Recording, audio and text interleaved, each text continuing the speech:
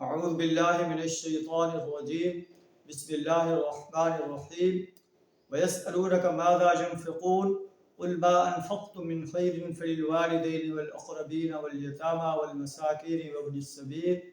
وما تفعلوا من خير فإن الله به عليم صدق اللہ العظیم۔ سورہ البقرہ کی آیت نمبر 215 آپ کے سامنے تلاوت کی ہے۔ اللہ تعالیٰ فرماتا ہے کہ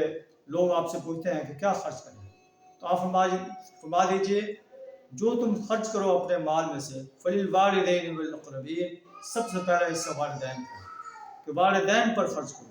قریبی رشتہ پر خرچ کرو، والیتامى والمساکین وابن السبیل، یتامہ پر، مساکین پر، مسافروں پر خرچ کرو، وما تفعلوا من خیر فإن اللہ به علیم، جو بھی تم خیر کے کام کرو گے اللہ ان کو جانتا ہے۔ تو اللہ سے دعا ہے ہمیں اپنے مال جو ہے اپنے اوپر خرچ کرنے کے ساتھ ساتھ، اپنے اہل و عیال پر خرچ کرنے کے ساتھ ساتھ، اپنے والدین پر، قریبی رشتہ داروں پر